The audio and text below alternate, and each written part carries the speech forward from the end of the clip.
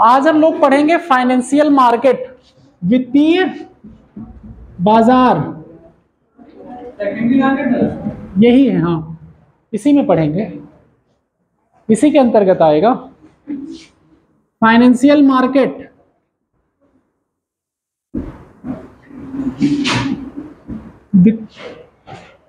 वित्तीय बाजार, ठीक है। किसको किसको यूपीएससी पीसीएस इन सब का वो नहीं पता, सिलेबस कैसे कैसे पेपर होते हैं। कल हाथ उठाए थे ना कई लोग,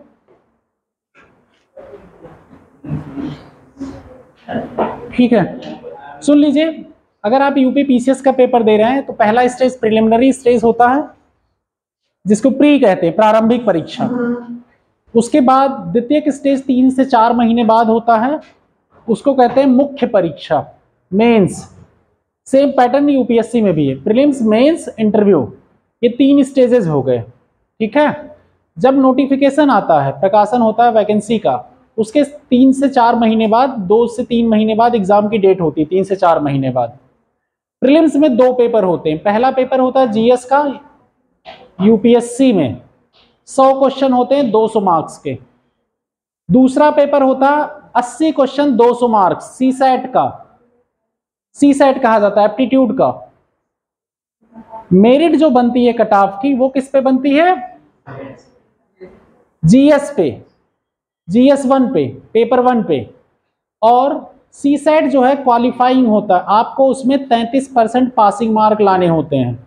जैसे आप लोग एकेडमिक में पढ़ते थे ना स्कूल में कि 33% चाहिए ही पास होने के लिए, वैसे उसमें सिर्फ 33% आप ले आए तो आप पास हो जाएंगे। उसके बाद वो मेरिट में नंबर नहीं जुड़ेगा। जो आपका फाइनल सिलेक्शन होगा प्री में, वो जीएस के नंबर के बेसिस पे होगा, कट ऑफ उसी की डिसाइड होगी। इसकी कट ऑफ प्री डिसाइडेड है कि 33% लाओ, उसके बाद चाहे जितना लाओ कोई मतलब नहीं, मिनिमम। यही हाल यूपी पीसीएस में भी। यूपी पीसीएस में जीएस में 150 क्वेश्चन होते हैं 2 घंटे। यूपीएससी में कितने क्वेश्चन है? 100 क्वेश्चन 2 घंटे। यहाँ पे 150 क्वेश्चन जीएस में। और जीएस एप्टीट्यूड वाले पेपर में इसमें 100 क्वेश्चन है 2 घंटे, दोनों 200 मार्क्स के। तो यहाँ पे आपका ये प्रीलिम्स का हो गया। प्रीलिम्स एग्जाम क्लियर करने के बाद जब आपका प्रीलिम्स क्लियर हो जाता है तो आपको मेंस एग्जाम देना पड़ता है, जो लिखित होता है, सब्जेक्टिव टाइप होता है, कहते हैं उसको, ठीक है। यूपीएससी में एक एसए का पेपर होता है, एक हिंदी और एक इंग्लिश। हिंदी इंग्लिश के मार्क्स जो होते हैं वो क्वालिफाइंग नेचर के होते हैं यूपीएससी में, ठीक है। एसए का मार्क्स मेरिट में जुड़ता है। उसके बाद 4 जीएस के पेपर होते हैं, जीएस 1, जीएस 2, जीएस 3, जीएस 4। सबके सिलेबस नोटिफिकेशन में आपको मिल जाएंगे। उसके बाद 2 पेपर ऑप्शनल के होते हैं, जो आप इलेक्टिव सब्जेक्ट चूज करते हैं, हिस्ट्री, ज्योग्राफी, इकोनॉमिक्स या इंजीनियरिंग के सब्जेक्ट, लिटरेचर के सब्जेक्ट, ह्यूमैनिटीज के जो सब्जेक्ट चूज करते हैं आप, उसका पेपर 2 पेपर होता है। तो 4, 2, 6, 3, 9 पेपर टोटल किसमें हो गए? यूपीएससी के मेंस में, ठीक है। उसके बाद यूपी पीसीएस में अगर आप आते हैं, यूपी पीसीएस से ऑप्शनल हटा दिया गया है, कमेंट। यहां पे एक पेपर हिंदी का होता है, हिंदी का कंपलसरी पेपर, इसके नंबर जुड़ते हैं। एक पेपर एसए का होगा, इसके भी नंबर जुड़ते हैं। इसमें 3 एसए आएंगे लिखने को, 150 मार्क्स का। 2 पेपर ये हो गए। 4 पेपर जीएस के हो गए, जीएस 1, जीएस 2, जीएस 3, जीएस 4। फिर जीएस 5 और जीएस 6 में यूपी स्पेशल पूछा जाएगा, यूपी स्पेसिफिक। टोटल जीएस के पेपर हो गए 6, और एक एसए और एक हिंदी, 8 पेपर होते हैं टोटल। और सब सुबह शाम होते हैं। आज कल परसों नरसों में खत्म हो जाएगा। 4 दिन कंटिन्यूअस होते हैं, सुबह शाम 3-3 घंटे के पेपर। और इसी तरह आपका यूपीएससी में पेपर होता है, वहां ऑप्शनल के पेपर में कई बार गैप दिए जाते हैं। 4 पेपर तो कंटिन्यूअस होते हैं, 4, 2, 6 पेपर। 2 पेपर में उनमें गैप होता है ज्यादातर, ठीक है। हिंदी इंग्लिश, वहां पे भी हिंदी का पेपर, इंग्लिश एक्चुअली में इंग्लिश कंपलसरी होता है पेपर का। हिंदी वाले में आप अपनी कोई लैंग्वेज चूज कर सकते हैं, कोई कन्नड़ है, कोई तमिल है, कोई मलयाली है, कोई तेलुगु है, कोई मराठी चूज करता है, कोई नॉर्थ ईस्ट की असमी लैंग्वेज चूज करता है, मैथिली कोई चूज करता है, जो हिंदी भाषी क्षेत्र के जो जिस लैंग्वेज में कंफर्टेबल हो वो लैंग्वेज चूज करके अपना पेपर देता है। तो वो हिंदी कंपलसरी ऐसा है कि इलेक्टिव, अगर आप चाहें तो मलयाली में दे सकते हैं पेपर, मलयालम लैंग्वेज आपको आती हो तो वो लेकिन क्वालिफाइंग नेचर होता है, सिर्फ आपको क्वालिफाई करना होता है। इसके बाद प्रोसेस आता है इंटरव्यू का। इंटरव्यू, इसके बाद जो इंटरव्यू के मार्क्स आते हैं, इंटरव्यू जो फाइनल लिस्ट बनेगी, इंटरव्यू प्लस मेंस के मार्क्स जोड़ के फाइनल मेरिट लिस्ट बनती है। प्रीलिम्स के नंबर नहीं जुड़ते, प्रीलिम्स के एक बार क्वालिफाइंग हो गए उसके बाद उसका मतलब खत्म, लेकिन मेंस प्लस इंटरव्यू के मार्क्स कहां पे जुड़ेंगे? फाइनल लिस्ट में, मेरिट लिस्ट में। इसीलिए मेंस में भी अच्छे नंबर चाहिए और इंटरव्यू में भी मार्क्स अच्छे चाहिए। आपको ये नहीं पता होता जब तक आपका फाइनल रिजल्ट नहीं आ जाता किस में कितने मार्क्स आए हैं आप। यही हाल यूपी में भी है, यही हाल यूपीएससी में भी है। एक पेपर और होता है, यूपीएससी और कई एग्जाम कराती है, आप उसके भी एग्जाम दे सकते हैं। जैसे अभी एपीएफसी कराया था, ईपीएफओ कराया था, ईपीएफओ का एग्जाम प्रोविडेंट फंड का। बीच में इन्होंने एग्जाम एक कराते हैं सीएपीएफ, 25 साल से कम एज जिनकी हो, 25 साल से कम जिनकी एज हो और ग्रेजुएशन कंप्लीट हो, वो लोग सीएपीएफ का एग्जाम दे सकते हैं। इसके थ्रू बीएसएफ, सीआईएसएफ, आईटीबीपी, इस सब में क्लास 1 ऑफिसर्स की पोस्टिंग होती है, असिस्टेंट कमांडेंट की। ठीक है, इसमें एक स्टेज है पहला रिटन एग्जाम, 2 पेपर होते हैं। पहला होता है जीएस और एप्टीट्यूड का, जीएस का रहेगा। दूसरा होता है वहां पे हिंदी और इंग्लिश का टेस्ट होगा प्लस कुछ जीएस का पार्ट टेस्ट होगा। 2 पेपर होंगे एक ही दिन में, सुबह शाम। ठीक है, इसके बाद आपका फिजिकल टेस्ट होगा। फिजिकल टेस्ट के कुछ स्टैंडर्ड हैं इनके, वो आपको फॉलो करने होंगे। आपको 16 सेकंड में 100 मीटर दौड़ सकते हैं, आपको शॉर्ट पुट जो गोला फेंक होगा, आप इतने मीटर आपको फेंकना है, ये चीजें करनी है आपको। प्लस कुछ और फिजिकल स्टैंडर्ड वो आप क्वालिफाई करेंगे, उसके बाद आप रख दीजिए, कहीं भी चलाइएगा। और उमस बहुत हो रही है, अभी पानी में ही भरिए तो ठीक है, भर दीजिए। उसके बाद आपका पेपर होगा किसका? इंटरव्यू होगा इसमें, सीएपीएफ में। सीएपीएफ में इंटरव्यू होगा, फिर क्या हो जाएगा? अरे पूरा रास्ता मत ब्लॉक करो ना। हाँ यस, ठीक है। फिर इंटरव्यू होगा, इंटरव्यू प्लस में जो रिटन टेस्ट का मार्क्स होगा, दोनों जोड़ के आपके मेरिट लिस्ट बन जाएगी। तो आप सब लोग अगर 25 साल से कम है तो सीएपीएफ का जो फॉर्म आता है वो तैयारी करके भरिएगा। ये सिंगल स्टेज का एग्जाम है, 5400 ग्रेड पे की जॉब है। हाइट मांगते हैं, सारी चीजों का स्टैंडर्ड इनके नोटिफिकेशन में दिया हुआ है। सीएपीएफ का नोटिफिकेशन यूट्यूब से, गूगल से डाउनलोड कर लो, 2023 वाला मिल जाएगा। अगले साल का जब आए, इस साल का निकल चुका है। इस साल वैसे भी तैयारी तो इतनी है नहीं अभी तुम लोगों की, तो तैयारी कर लोगे अच्छे से, जितनी चीजें बताई गई हैं तो वो निकल जाएगा एग्जाम। उसके बाद फिर फिजिकल टेस्ट थोड़ा कर लोगे तो उसमें बीएसएफ हो गया, सीआईएसएफ हो गया, सीआरपीएफ हो गया, आईटीबीपी हो गया, यहाँ सब आप असिस्टेंट कमांडेंट के पोस्ट पे डायरेक्ट पहुंच जाएंगे। सीएपीएफ, ठीक है, ये सब एग्जाम है जो आपको, ये एग्जाम एक्चुअली में ऐसा है कि आप सिंगल स्टेजेस एग्जाम, अगर रिटर्न का देखा जाए, जैसे अभी मई जून में निकला था, अगस्त में एग्जाम हुआ, ये फिर डेट पड़ी होगी, वो उसका टाइम टेबल डाउनलोड कर लो। क्या नाम, यूपीएससी का टाइम टेबल डाउनलोड कर लो, उसमें पहले से दिया रहता है कि नोटिफिकेशन इसका कब आएगा। अगली 2024 वाला वो आ चुका है, टाइम टेबल यूपीएससी का 2024 का आ चुका है। उसमें देखो सीएपीएफ की कब निकलती है। तो अपनी फिजिकल स्ट्रेंथ हो, लड़के लड़की सभी भर सकते हैं इसको,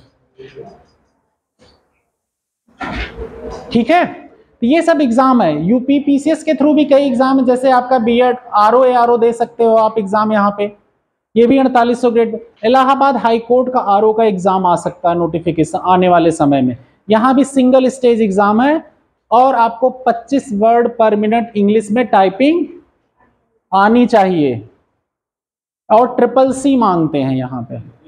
नीलेट के थ्रू आपके पास अगर CCC है तो आप ये फॉर्म फिल कर सकते हैं। तो ये एग्जाम भी single stage online CBT based exam है, कंप्यूटर बेस्ड एग्जाम होगा। 200 क्वेश्चन आएंगे आपके और क्वेश्चन आसान आते हैं। आप इसमें 160, 170, 180 तक लोग स्कोर करते हैं, 180, 190 तक स्कोर करते हैं। नेगेटिव मार्किंग नहीं होती है यहाँ।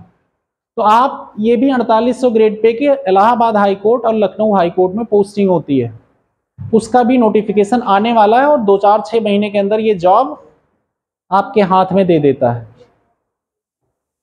और टाइपिंग भी उसी समय हो जाती है, जैसे रिटन टेस्ट हुआ तुरंत टाइपिंग हो गई। और टाइपिंग में यहाँ 0% एरर वाली सिस्टम है, आपको 25 वर्ड पर मिनट ऐसी स्पीड आनी चाहिए, गलतियां ना हो। इसके लिए 1-2 महीने आप प्रैक्टिस करिए जम के, तो आपका टाइपिंग स्पीड आसानी से बढ़ जाएगी, इतनी हो जाती है। 2 महीने अगर आपने प्रैक्टिस कर दिया 1-1 घंटे, तो आप टच टाइपिंग लगभग सीख जाते हैं। टच टाइपिंग होती है बिना देखे टाइप करते जा रहे हैं, आपको वर्ड्स देखने नहीं पड़ रहे हैं, आपकी फिंगर इतनी फास्ट हो चुकी है। सामने पैसेज आएगा, उस पैसेज को वहां पे कॉपी करके टाइप करना पड़ेगा आपको। ये चीजें आप अगर 30-35 वर्ड पर मिनट की स्पीड बना लेते हैं तो एग्जामिनेशन हॉल में आप थोड़ी बहुत गलतियां कंपनसेट कर लेंगे, कि कहीं गलत भी हुआ तो आप वापस सही कर लेंगे। इसीलिए 30 से 35 वर्ड की स्पीड बनाओ तो आप आसानी से सेल आउट कर जाएंगे। और जीएस में आप ट्राई करिएगा कि 170, 180, 90 नंबर बन जाए, पेपर आसान आता है। कंप्यूटर के 25 क्वेश्चन कुछ रहते हैं, कुछ 10 इंग्लिश के, 10 हिंदी के, कुछ जीएस, पॉलिटी, हिस्ट्री, ज्योग्राफी, ये सब रहती है। तो आप ढंग से अगर तैयार किए पड़े हैं, जितने हमने किताबें बताई हैं, अगर आप लोग 1-2 महीने में ये किताबें तैयार कर लिए, आगे आने वाला एग्ज़ाम 2-3 महीने बाद जो है आपके पास 5-6 महीने में नौकरी होगी एक। वो एग्ज़ाम के नोटिफिकेशन जब भी आ जाए, अभी कोई कंफर्म नहीं है लेकिन आने की उम्मीद है, ऐसा उम्मीद की जा रही है। आरओ की आएगी ही, वो तो बोला ही है आयोग ने। एपीएस की आ रही है, साथ में आपकी इसकी आएगी। तो ये सब एग्जाम है ऐसे कि आप वनडे एग्जाम है, आप सेल आउट कर लीजिए। तो आपके हाथ में एक जॉब चाहिए और जॉब मिल जाएगी, उसके बाद आप आगे फाइनेंशियल सिक्योरिटी, फिर आप आगे वर्कआउट करते रहिए। एपीएस की अभी आई नहीं, आ जाएगी उसमें। तो उसमें हिंदी टाइपिंग और वो हिंदी शॉर्ट हैंड आना चाहिए। 5-6 महीने का वर्क हो, 3-4 महीने का। जिसने भी स्टेनो वाला किया होगा कोर्स वो कर सकता है, या अभी ट्राई कर रही तो हो सकता है अब की बार इम्प्रूव कर ले। डिप्लोमा नहीं चाहिए आपको वहाँ पे, बस स्पीड चाहिए, वो स्पीड टेस्ट करेंगे। ठीक है, तो आगे हम लोग फाइनेंशियल मार्केट आज स्टार्ट करते हैं।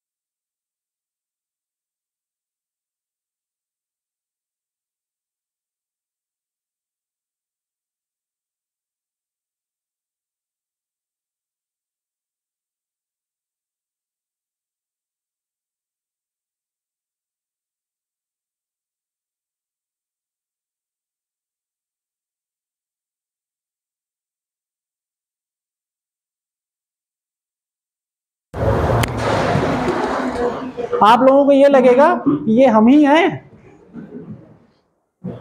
कभी ऐसे कभी वैसे, कभी कुछ बोल रहे हैं, कभी क्या कर रहे हैं। मतलब इतना ज्यादा, एक दिन, सिर्फ एक दिन ऑब्जर्व कर लो अपने आप को, है अपनी क्या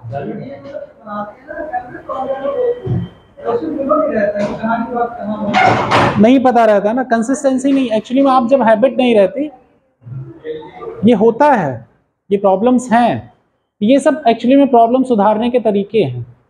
आपको आपकी वीडियो दिखाई जाए, आपको ये दिखाया जाए, देखिए आप कैसे हैं, आईना दिखाना कहते हैं इसे। और सबके पास फोन है तो सब लोग ये प्रैक्टिस तो कर ही सकते हो, कर सकते हो ना, एक दिन करके देखना। और जब एक दो बार करके देखेंगे तब सीधे सुधार लेंगे अपने आप। ठीक है, आओ चलिए फाइनेंशियल मार्केट पे चलते हैं। वित्तीय बाजार,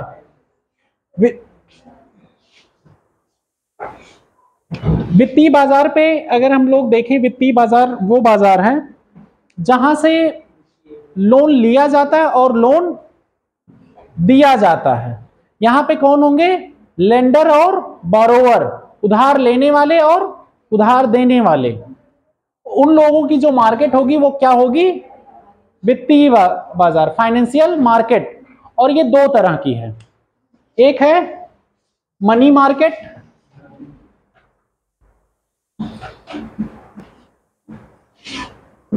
और एक है कैपिटल मार्केट।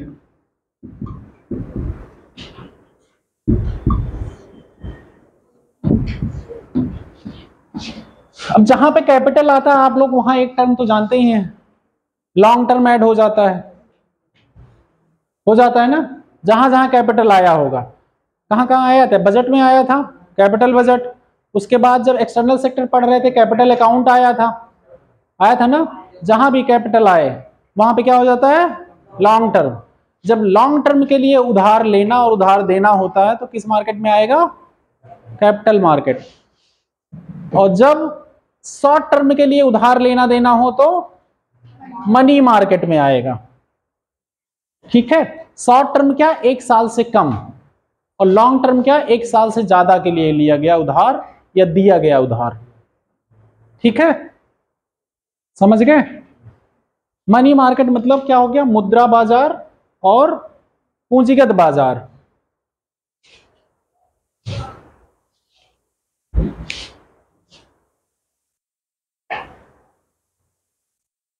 लिख लिए?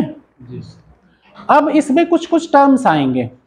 अब जैसे मनी मार्केट, अब शॉर्ट टर्म बाजार पे अगर हम चलें तो सबसे पहला तो ये आएगा, इसमें जब हमें उधार लेना होता है तो कई तरह के कुछ बॉन्ड होते हैं, ट्रेजरी बिल्स होती है, कॉमर्शियल पेपर्स होते हैं, कॉल मनी मार्केट होती है। इस तरह के कुछ टर्म यूज किए जाएंगे।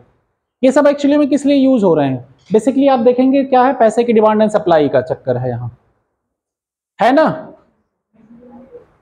डिमांड और सप्लाई यहाँ हर जगह है। फाइनेंशियल मार्केट में लोन लेने जा क्यों रहे हैं हम? डिमांड करने जा रहे हैं ना, वहां पे सप्लाई रहेगी। ठीक है, पैसे की सप्लाई। और लोन लेने क्यों जा रहे हैं? क्योंकि हमें इन्वेस्टमेंट बढ़ाना, अपनी कंपनी बढ़ानी है, बिजनेस करना है ना, इसीलिए तो जा रहे हैं, या पैसे का कम ज्यादा करना। तो यहाँ एक तरह से कुछ बॉन्ड्स इशू किए जाते हैं। बॉन्ड क्या होता है? बॉन्ड का नाम सब सुनते हो ना बहुत ज्यादा। बॉन्ड एक तरह के एक प्रॉमिसरी नोट होता है। एक कोई प्रॉमिस लिख के आप, हमारे आपके बीच कॉन्ट्रैक्ट हुआ कोई चीज का, बॉन्ड, हमने आपको ये कॉन्ट्रैक्ट या एक पेपर दिया कि कुछ अगर पैसे का है वो, तो पैसे की उसकी वैल्यू होगी। जो एक कॉन्ट्रैक्ट हुआ हमारे बीच में, लेन देन का कॉन्ट्रैक्ट, वो एक बॉन्ड हो गया। अब वो बॉन्ड किस चीज का? फाइनेंस का है। हमने आपको मान लिया बॉन्ड दिया कि कुछ प्रॉमिसरी नोट दे दिया आपको एक तरह का, कि इतने दिन बाद आप हमें पैसे दो, इतने दिन बाद हम इतना इंटरेस्ट के साथ आपको वापस करेंगे।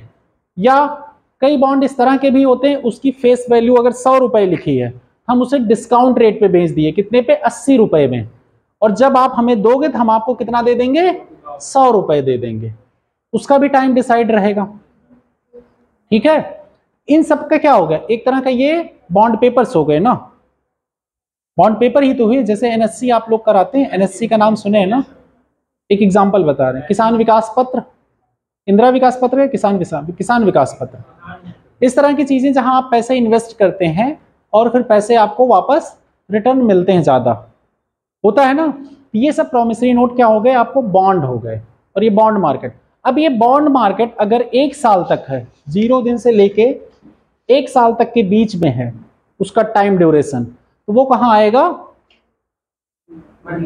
मनी मार्केट में। और 1 साल से ऊपर तक की चीजें आ जाएंगी तो कैपिटल मार्केट में आ जाएगा। अब यहां पे पहला टर्म आएगा call money market. Call money market होता है विदाउट कोलेटरल, जैसे कहीं पे आप लोन लेते हैं तो आपको कुछ चीज एसेट्स या मतलब परिसंपत्तियां उसके एवज में रखनी पड़ती तब लोन मिलता है ना। लेकिन कॉल मनी मार्केट ऐसी चीज है कि जो आपको कुछ घंटों से स्टार्ट करके कुछ दिन तक का, लेकिन 14 दिन से कम, कुछ घंटों से स्टार्ट होके कुछ दिन तक का लोन मिलता है। ठीक है, जैसे आपको तुरंत लोन की आवश्यकता हुई, आप किसी भी फाइनेंशियल इंस्टीट्यूशन के पास गए, चाहे वो इंश्योरेंस कंपनी हुई चाहे बैंकिंग कंपनी हुई, उसके पास गए और उससे लोन मांगे तुरंत, वो आपको तुरंत विदाउट कोलेटरल लोन दे देगा। बट उसका इंटरेस्ट रेट जो डिफाइन होगा उस डिमांड और सप्लाई पे होगा, मार्केट के बेसिस पे होगा। मार्केट डिसाइड करेगी उसका लोन कितना रहेगा। जैसे कई दिनों से गायब कहां थे हैं? क्या हो गया था, टाइफाइड? कोई बात नहीं। हाँ, अजय को तुरंत पैसे चाहिए बिजनेस करने के लिए, इनके कुछ शॉर्टेज हो गई, कहीं पे लोन देना था। ज्यादातर फाइनेंशियल इंस्टीट्यूशन दूसरी फाइनेंशियल इंस्टीट्यूशन से लोन लेते हैं। फाइनेंशियल इंस्टीट्यूशन मतलब समझ में आ रहा, वित्तीय संस्थाएं, वित्तीय संस्थाएं। तो ये सब लोन लेने के लिए तुरंत क्या गई, किसके पास चले गए अजय? पल्लवी के पास, कि हमको तुरंत लोन चाहिए। अब LIC कंपनी के एमडी हैं, LIC कंपनी के होल्डर, तो इन्होंने क्या किया, कहें हम लोन तो देंगे, लेकिन इन्होंने अपने टर्म्स एंड कंडीशन लगाया, मार्केट में ये रेट चल रहा है, आपको इतना फायदा होगा, इनकी सारी कैलकुलेट कर लिए, इतने इंटरेस्ट पे देंगे लोन आपको, भले कुछ घंटों के लिए मांगे या दिन के लिए मांगे। डिमांड और सप्लाई इनको पता थी मार्केट की वैल्यू, और इन्होंने लोन उस इंटरेस्ट रेट पे डिसाइड करके दे दिया विदाउट कोलेटरल। और इनकी क्रेडिट, और यहाँ पे क्या है, इनकी क्रेडिबिलिटी है, क्रेडिट है इनके पास, ये जानते हैं इनको, इसलिए इनको लोन मिल गया आसानी से। ठीक है, इसे कहते हैं कॉल मनी मार्केट। उसके बाद अगर हम आते हैं, इसमें एक है नोटिस मार्केट। नोटिस में क्या होता है, 1 से 14 दिन के अंदर का जो लोन मिलता है विदाउट कोलेटरल, उसे कहेंगे नोटिस मनी। ये सब टर्म्स हैं जितना समझा रहे हैं। नोटिस मनी, किसी को नहीं समझ में आया हो कॉल मनी मार्केट तो बताओ। अब यहाँ पे देखो, LIC, उस दिन हम इंश्योरेंस पढ़ा रहे थे ना, यहाँ पे इंश्योरेंस LIC सेक्टर बहुत अच्छा प्ले करता है गेम। LIC लोन देता है लोगों को, कॉल मनी मार्केट में लोन देता है, इंटरेस्ट कमा लेगा कितने दिन में, 1 ही 2 दिन में, 3 दिन में करोड़ों दे दिया, कुछ इंटरेस्ट लगा दिया, उसके पास लाखों आ गए जेब में, करोड़ों रुपए, कई हजार करोड़ दे दिया लोन, 1 दिन 2 दिन के लिए इंटरेस्ट लगा के, काफी पैसे आ गए, आएंगे ना। LIC के पास तो पैसे होते ही हैं, क्योंकि वो लॉन्ग टर्म के लिए इन्वेस्ट कराता है ना, सबसे प्रीमियम भरवाता रहता है, इसके पास पैसे काफी होते हैं, तो ये पैसे ऐसे कमाता है। हमने आपसे कहा था ना, ये लोन देके पैसे कमाता है जब LIC जो इंश्योरेंस कंपनियां हैं, याद है कुछ, सब भूल गया? कैसे पैसे कमाती हैं इंश्योरेंस कंपनियां? ऐसे ही तो कमाती है, लोन देती हैं वो। तो ये चीजें हो गई। इसी तरह बैंकिंग इंस्टीट्यूशन बड़े बड़े, ये सब लोन देते हैं। नोटिस मनी हो गई। अब अगला आता है, नोटिस मनी लिख लिया आप लोगों ने, कॉल मनी मार्केट लिख लिया। इसमें एक अगला आएगा ट्रेजरी बिल। ट्रेजरी बिल को भी हिंदी में भी ट्रेजरी बिल ही कहते हैं, टी बिल कहते हैं। Treasury bill, T bill short में कहते हैं, वैसे ट्रेजरी बिल होता है। ट्रेजरी को हिंदी में भी ट्रेजरी ही कहते हैं। ये क्या है, ये गवर्नमेंट बैक्ड, ये गवर्नमेंट के द्वारा इशू किया जाने वाला बॉन्ड है। सेंट्रल गवर्नमेंट और स्टेट गवर्नमेंट के नाम पे RBI इशू करता है ये बॉन्ड। ये कितने शॉर्ट टर्म के लिए लागू किए, मतलब जारी किए जाते हैं मार्केट से पैसे लेने के लिए। ठीक है, शॉर्ट टर्म में इनके 3 जगह हैं, 3 टर्म ये इनके यहाँ है, एक 91 दिन, दूसरा 182 दिन, तीसरा इसी का डबल कर दो कितना हो जाएगा, 364 दिन हो जाएगा ना, 82 दिन। ठीक है, 91 डेज के लिए, 182 डेज के लिए, 364 डेज के लिए, ये 3 तरह के बिल एक्चुअली में इशू होते हैं मार्केट में शॉर्ट टर्म लोन के लिए। शॉर्ट टर्म लोन में ही आएगा ना ये, अभी हम शॉर्ट टर्म लोन ही पढ़ा रहे हैं, शॉर्ट टर्म मार्केट में पैसे लेने के लिए। अब ये ट्रेजरी बिल किस पे, एक्चुअली में ये इंटरेस्ट रेट नहीं पे करता है, ये किस पे होता है, इसकी जो फेस वैल्यू होती है, इसमें ट्रेजरी बिल आप खरीदेंगे इस पे आपको इंटरेस्ट नहीं पे होगा, लेकिन ये क्या होगा, मान लिया इसकी फेस वैल्यू 100 रुपए है, इसमें 100 रुपए लिखा हुआ जो ट्रेजरी बिल आपने लिया, ये आपको गवर्नमेंट बेचेगी 80 रुपए या 60 रुपए या 70 रुपए या 90 रुपए, जितने में बेचे वो, जैसी उसको डिमांड सप्लाई रहे मार्केट डिसाइड करेगा उसके बेसिस पे। उसके बेसिस पे ये क्या कर रही है, आपको डिस्काउंट रेट पे, फेस वैल्यू से कम वैल्यू पे आपको बेच रही है। ठीक है, आपने खरीद लिया, जब आप सरकार से ले देंगे इसको वापस, तो आपको सरकार ये फेस वैल्यू वापस करेगी पैसा। है 80 रुपए में आप खरीदे थे, आपको अब कितना मिल रहा है जब बेचे वापस, 100 रुपए। तो ये क्या हो गया, एक तरह से डिस्काउंट रेट पे बेचना हो गया।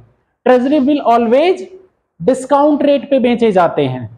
डिस्काउंट मतलब सबको समझ में आता है ना, सब मार्केट जाते हो डिस्काउंट लेने, डिस्काउंट चल रहा है 50%, 70% डिस्काउंट चल रहा है। कोई ऐसा तो नहीं जिसको नहीं पता डिस्काउंट है, कोई ऐसा?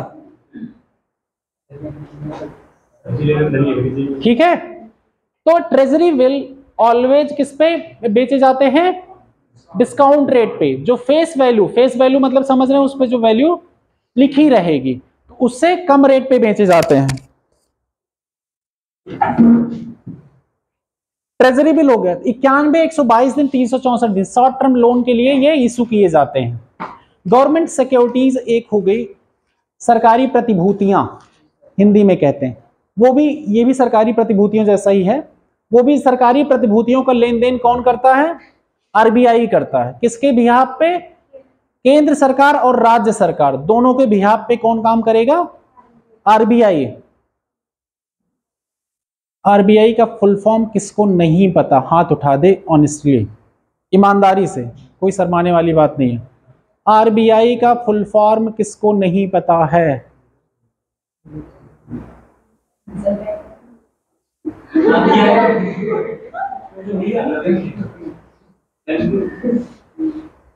पता है ना सबको? क्या है ये? सेंट्रल बैंक है, ये रेगुलेटर है।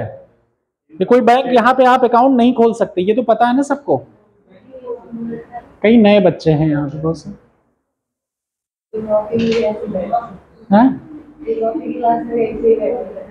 कौन नए बच्चे? अभी भी बोरियत हो रहे हैं? अच्छा मौन। तो आप कहाँ पे आ गए? Treasury bill pay, treasury government securities पे। सरकारी प्रतिभूतियों का लेन देन कौन करता है? आरबीआई। और ये सब जितना आप टर्म सुन रहे हैं बड़े बड़े, आप लोगों को लग रहा होगा पता नहीं कहा, हम तो कभी यूज नहीं किए। आप लोगों को जो नौकरी क्रिएट होगी, जो पैसे का फ्लो होगा मार्केट में, जो पैसे की मनी इधर से उधर, जॉब क्रिएट करना, इन्वेस्टमेंट बढ़ाना, कंपनियां आएंगी यहाँ पे, कंपनियों को पैसे चाहिए, कहाँ से होगा? सब इन्हीं सब मार्केट के बाजारों के थ्रू होगा। ठीक है, अगला है, लिख लिए ट्रेजरी बिल। ट्रेजरी बिल के पॉइंट सब लोग लिख लो कि लिखवाना ना पड़े यार वापस। क्या इतना तो बता दिया, क्या क्या बताया? तो एक तो देखो ट्रेजरी बिल क्या डिस्काउंट रेट पे जाता है, 91 दिन, 182 दिन और 364 दिन के लिए जारी होता है। और ये सरकार बैकिंग होता है, सबसे सिक्योर्ड होता है सबसे ज्यादा, क्योंकि सरकार इसको ये सरकार का बिल है, सरकार द्वारा जारी किया जाता है। दूसरा, ये शॉर्ट टर्म मनी, मतलब कम समय के लिए शॉर्ट टर्म लोन लेने के लिए यूज किया जाता है। बताओ, इतनी चीज समझाए तुम लोगों को। टी बिल ऐसे बनाओ, उसके बाद ऐसे करो, उसके बाद ऐसे लिखो कितना 364 डेज, 182 डेज और 91 डेज लिख दो। कौन जारी कर रहा है? गवर्नमेंट। किसके लिए? शॉर्ट टर्म के लिए है। फिर ये डिस्काउंट कूपन डिस्काउंट रेट पे जारी होता है। डिस्काउंट रेट क्या होता है? जो फेस वैल्यू से कम होती है। ऐसे सर्कल बना के लिख दोगे, हमेशा के लिए याद रहेगा। बाकी तो किताब में वैसे ही पैराग्राफ लिखा है। अब नोट्स में भी पैराग्राफ लिखोगे तो किताब और नोट्स में क्या अंतर रह जाएगा? मेजर मेजर चीजें हमें नोट्स में क्या करना होता है? मेन मेन पॉइंट अपने नोट्स में डालने होते हैं। बाकी स्टेटमेंट तो वैसे ही भरा पड़ा है बहुत से कोचिंग के नोट्स से और क्या कहते हैं बुक्स से भरा पड़ा है ना। तो आपको तो वहां से मेन मेन पॉइंट निकाल लेना है नोट्स का, और ज्यादा डिटेल पढ़ दी तो रेफर द बुक। गवर्नमेंट वाले इसमें कोई डर नहीं होता? जो सामने वाला अगर हमने कॉल किया, उसने हमें लोन दे दिया, तो उसके मन में ये भी तो आता होगा ये लोन मार के बैठ जाएगा। कौन? ट्रेजरी बिल में? नहीं, कॉल मनी। कॉल मनी में? मैंने कॉल करके लोन दिया। इसीलिए तो वो कोलेटरल बेसिस पे है नहीं, आपकी क्रेडिबिलिटी इसीलिए तो चेक की जाती है। अगर मान लो मैं देने की चिंता रखता हूँ, उसके बाद भी मैं इंसान माने तो आपकी क्रेडिबिलिटी खराब हो जाएगी। एक बार चले गए। उसको ज़्यादा लोग कर सकते हैं जैसे। हाँ, उसके एवज में कर सकते हैं आप, डीबीटी है। जैसे अगर एक बार कोई धोखा करके मतलब हाँ, तो डीआरटी अलग अलग लोन नहीं मिलेगा, उसके अलावा भी डीआरटी है, डेप्ट रिकवरी ट्रिब्यूनल है, एनसीएलटी है, इंसॉल्वेंसी एंड बैंकरप्सी है, कोर्ट है। तो आपको जब लोन दिया जाएगा तो आपको कैश थोड़ी दिया जाता है, लोन का रिकॉर्ड रहेगा ना पूरा कि आपको लोन दिया गया है। वो तो जो कोलेटरल लिया जाता है कि आप अगर नहीं दे पाए तो हम आप, लेकिन आप एक बार जब कैपिटल मार्केट में इतनी बड़ी कंपनी आप इन्वेस्ट कर रहे हैं, ये कोई एक दो दिन वाले थोड़ी हैं कि आपका चोरी करके पैसे भाग गए उनको दोबारा पता ही नहीं है। ये सब कंपनियां ऐसी इतनी जगह वो फैली पड़ी हैं, जो लोन लिए उनसे ज्यादा तो उनका एसेट है।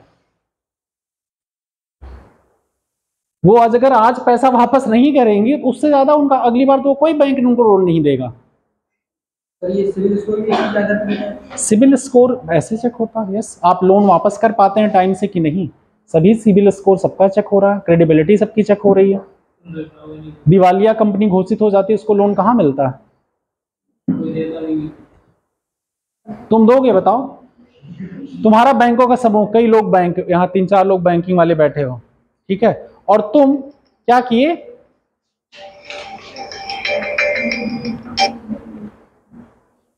एक बार सोनू से लोन लिए, और सोनू तुम्हें जानते थे अच्छे से, क्रेडिबल हो, तुम्हारा बिजनेस है। अब सोनू ने लोन दिया, अब तुम जो है आगे कभी इसके पैसे नहीं देंगे वापस नहीं देंगे वापस, ठीक है। अब इन्होंने प्रयास किया, इनके पास लीगल रेमेडी है एक तो। दूसरा, अब आपको आगे जब लोन की जरूरत पड़ी, आप इतने बड़ी कंपनी के होल्डर हैं, आपकी क्रेडिबिलिटी है मार्केट में, अब आप अगर लोन वापस नहीं करेंगे तो आप आगे से लोन पाएंगे क्या? जरूरत तो पड़ेगी कहीं ना कहीं। अब फिर आलोक तुम्हें लोन देगा क्या दोबारा, जब पता चल गया अच्छा आप इनके साथ ऐसा किए हो? इसी के लिए तो रुकावट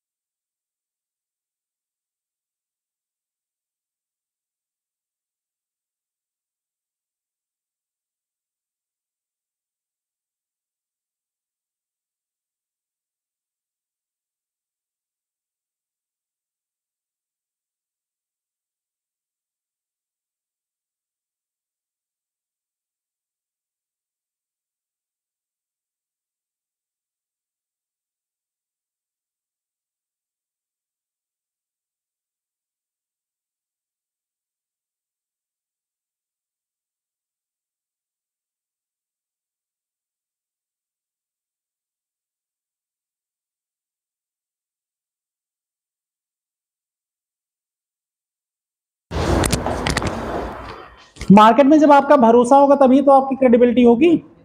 और कभी भी कोई बड़ी कंपनी जो लॉन्ग टर्म में कर रही है वो विश्वास कस्टमर का, कंज्यूमर्स का नहीं खोएगी। अगर वो बैंक को पैसा नहीं, लोन नहीं दे पा रही है तो उसमें लोग इन्वेस्ट करना बंद कर देंगे। बाहर के भी इन्वेस्टर्स जो इन्वेस्ट किए वो पैसे निकाल लेंगे। आप एक जगह कर रहे हैं डिफाई तो दूसरी जगह भी तो करेंगे। आपकी इससे तो हैबिट पता चल रही है ना, दूसरे लोग भी आपके कंपनी में इन्वेस्ट नहीं करेंगे तो आपके लिए बिजनेस करना मुश्किल हो जाएगा। इसलिए ऑलवेज ट्रस्ट मेंटेन किया जाता है, बिजनेस एथिक्स इसीलिए फॉलो किए जाते हैं। ठीक है, और कौन सा, अब अगला आता है कॉमर्शियल पेपर। और क्या बचा, अगला आता है कॉमर्शियल पेपर। कॉमर्शियल पेपर भी ट्रेजरी बिल जैसा होता है।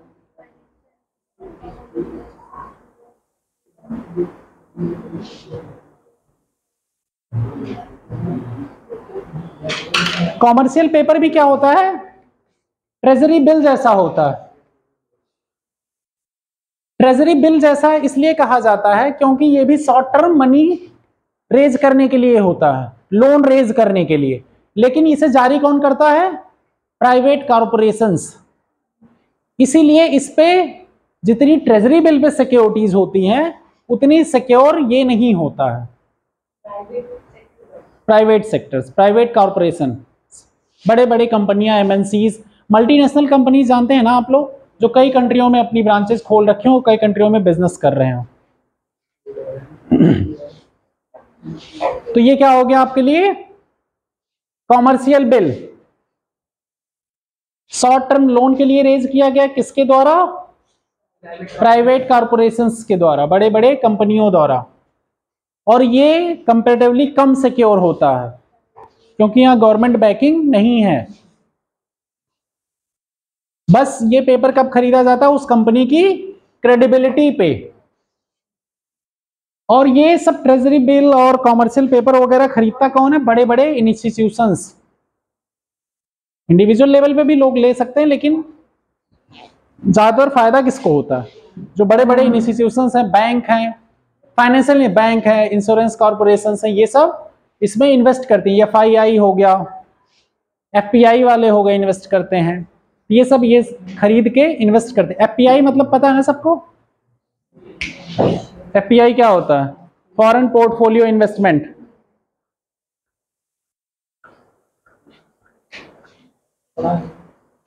भूल गए, बैठ जाओ, क्या करें, नहीं पढ़े तो, इतनी बार तो पढ़ाया था।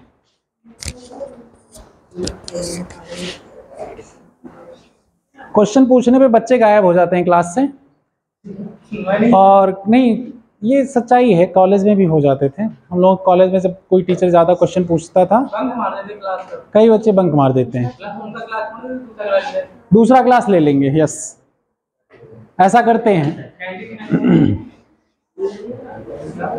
और कई बच्चों को इंटरेस्ट आता है, अपना बैठे रहते हैं। और कई बच्चे जो पढ़ंकू होते थे स्कूल कॉलेज में, वो क्या होता था, जब टीचर कुछ काम होमवर्क दिए होते थे, अगर टीचर भूल रहा है तो वो जबरदस्ती याद दिला दिया जाता था। हाँ, वो जो 2-4 याद दिला, और बाद में टीचर के बाद जाने के बाद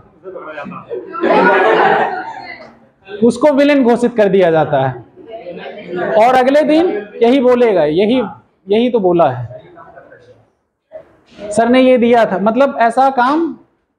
और 1-2 बच्चे तो ऐसे रहते ही हैं, टीचर के सामने किसी न किसी वे में, सर आपने ये दिया था।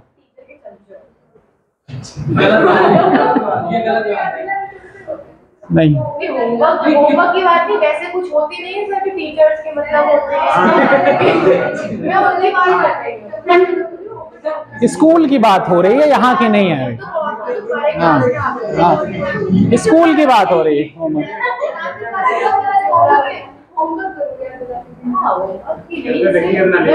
और कुछ चीजें याद करने को बोली गई हो, तुरंत याद दिलाया जाता था। और जो बच्चे बीच में बैठते थे या पीछे, पहले ये होता था क्लास में टीचर कहाँ से पूछना स्टार्ट करेगा, ये रहता था। क्लास में टीचर अगर पीछे से बोलना स्टार्ट किया तो ज्यादातर रिस्क किसको रहता है, या तो पीछे या तो आगे। नीचे करके बैठ जाते हैं, पैराग्राफ काउंट कर लेते थे, ये वाला पैराग्राफ। हाँ, ये कितने वाले पे आएगा ये वाला? अच्छा, ये वाला क्वेश्चन तो हमारे पे नहीं आएगा, हम यहाँ बैठेंगे। कई क्लास में टीचर फिक्स रहती है। एक्चुअली में क्या होते हैं, क्लास टीचर के ऊपर पूरी जिम्मेदारी होती है। एक क्लास टीचर होता है, बाकी टीचर्स आते जाते हैं। उस क्लास टीचर की वो क्लास होती है हमेशा। वो टीचर सिटिंग कई बार फिक्स कर देते हैं, जो जहाँ बैठता है वहीं परमानेंट बैठेगा। और कई बार ये होता है जो पहले आए पहले बैठेगा। ऐसी जगहों पर रोज लड़ाई होती है बैठने के लिए ना। और जिस दिन क्वेश्चन पूछा जाने वाला होता है उस दिन तो मिडिल में बैठने के लिए होड़ होती है। और कोने की ऐसी जगह बैठो जहां से अगर यहाँ से स्टार्ट हो तो ये क्वेश्चन नहीं आए, वहां से स्टार्ट होगा ये क्वेश्चन। और कई टीचर ऐसे होते थे कुछ बच्चों को लेके क्वेश्चन कि तुम पूछो, तो उसमें क्या होता था, टॉपर से दोस्ती करनी पड़ती थी कि यार क्वेश्चन अगर थोड़ा बहुत गलत होता है तो तुम कह देना हाँ आता है, सही है सही है। कई बच्चों को लगाया जाता है ना, कई बच्चों को लगाया जाता है क्लास में कि आप पूछोगे इनसे, तो वो बच्चे पूछते हैं। तो उसमें जब आपकी अच्छी बॉन्डिंग वाला आ गया तो बैठा देगा। है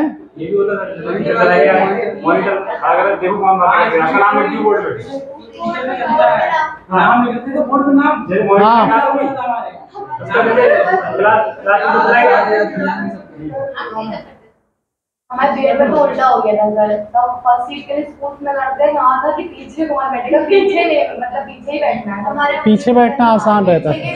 पीछे गेट से आना, लेट आ रहा था कि पीछे मिलेगी, जल्दी आ गए तो पीछे की नहीं, पीरियड में पीछे मजा गया। तो इसमें क्या होता है कि चीजें जब पूछते हैं क्लास में, आज आप लोगों को याद होगा जो टीचर डिसिप्लिन मेंटेन करता था या जो पढ़ाता था सिर्फ, वो आज ज्यादा रिस्पेक्टेबल होगा आपके लिए देन की जो लेजीनेस या सिलेबस नहीं कंप्लीट कर रहे हैं, या पता चल रहा है हफ्ते में एक ही दिन पूरा खींच दे रहे हैं, बाकी दिन मौज। तो उस समय तो अच्छा लगता रहा होगा, लेकिन अभी लगता होगा कि वो टीचर ज्यादा बेटर थे जो डे टू डे आपकी डिसिप्लिन मेंटेन करवा रहे थे। आज आप उनसे आज भी मिलते होंगे तो आप एक रिस्पेक्टफुल मैनर में और एक अंदर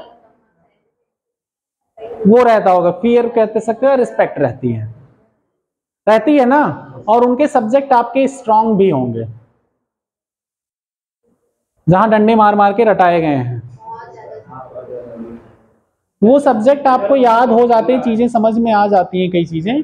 और कई बार ऐसा भी होता है जब टीचर बहुत ज्यादा टेरर पैदा कर दे तब भी दिक्कत हो जाती है, बच्चे सब्जेक्ट से दूर भागने लगते हैं, ऐसा भी होता है। डिस्टर्ब है। और लेकिन कुछ बच्चे जो क्लास में बहुत मनमौजी होते थे, वो या तो खूब पढ़ लेते थे या तो उन्हें मजा आती थी पनिशमेंट लेने में। हाँ, मुर्गा नहीं बनाए जाते थे, बने कोई ईटे रख के। लड़कों बेचारों की बड़ी गति रहती है ना।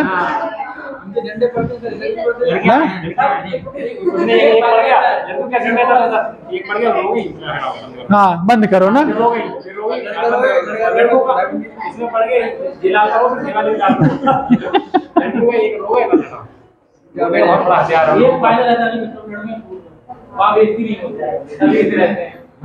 कहाँ पे?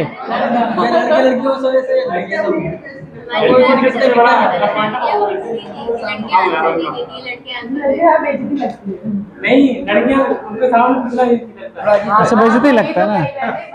ठीक है, अच्छी चीज है,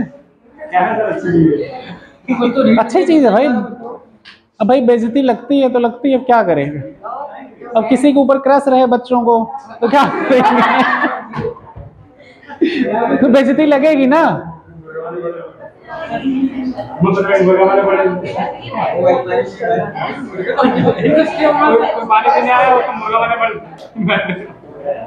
अगला लिखो कैपिटल मार्केट पे। अब देखें क्या कैपिटल मार्केट पे देखेंगे।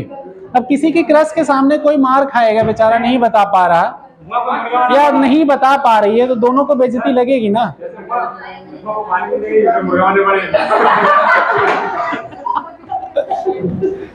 और उस पर से सब खिंचाई भी कर दें दोस्त लोग, भले वन साइडेड हो, वन साइडेड ही हो, कोई बात नहीं। कॉलेज में भी रहता है, हमेशा रहता है। आगे लिखो कैपिटल मार्केट। कैपिटल मार्केट में एक्चुअली में क्या हो रहा है, हम लोग लॉन्ग टर्म के लिए लोन ले रहे हैं, ये तो पता ही चल गया आप लोगों को।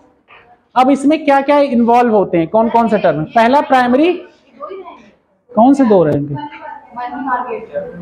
हाँ, मनी मार्केट वाली सारी चीजें लिखा दी है ना मैंने, बॉन्ड 3-4 तो मैंने बताया, 4-5 call money, notice money, government securities बताया, और ट्रेजरी बिल बताया, कॉमर्शियल बिल, 4-5 तो बता दिया ना मैंने।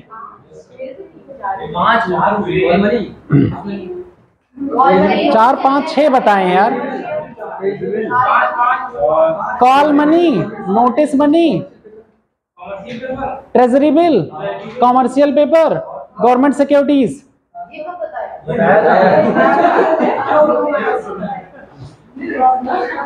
बताया ना मैंने सारे।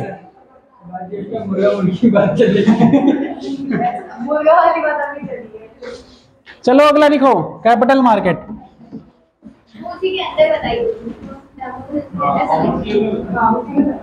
कॉमर्शियल में नहीं, ट्रेजरी बिल में जब बता रहे थे तब मैंने गवर्नमेंट सिक्योरिटीज बताई।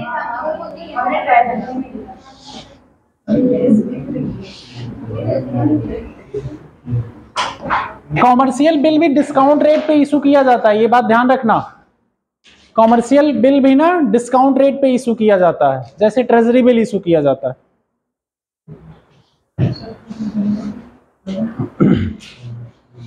कैपिटल मार्केट में एक आती है प्राइमरी मार्केट,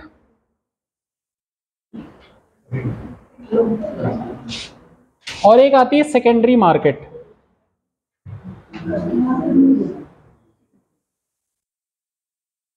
कैपिटल मार्केट को रेगुलेट कौन करता है? SEBI, security and exchange board of India. Security and exchange board of India.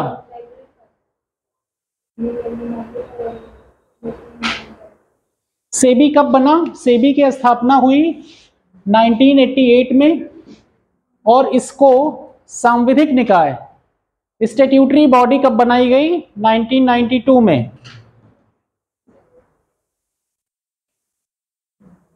Setup हुआ इसका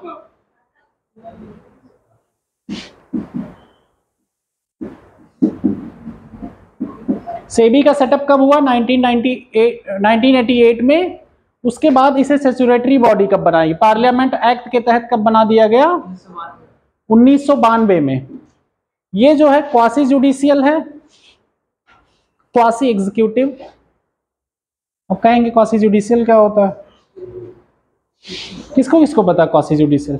पॉलिटी में पढ़ाया जाएगा यार, पढ़ना फिर ना, हिंदी देख लो भले, पॉलिटी में पढ़ाएंगे ना आराम से Mishra ji. Quasi judicial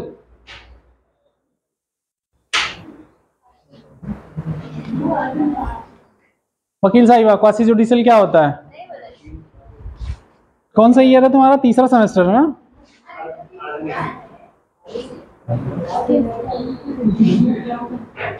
quasi legislative, quasi judicial और क्वासी एग्जीक्यूटिव बॉडी है ये।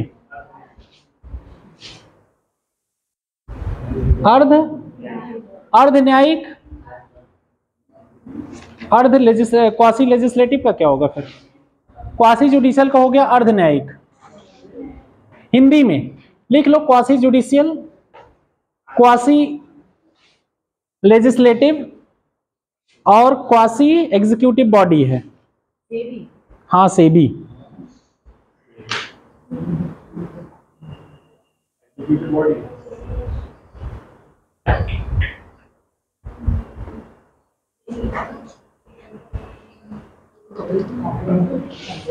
और ये कैपिटल मार्केट के रेगुलेटर की तरह काम करती है, कैपिटल मार्केट को रेगुलेट करती है। जैसे स्टॉक एक्सचेंज हो गया, जो स्टॉक एक्सचेंज वाले वर्क है ना, वो कौन करता है?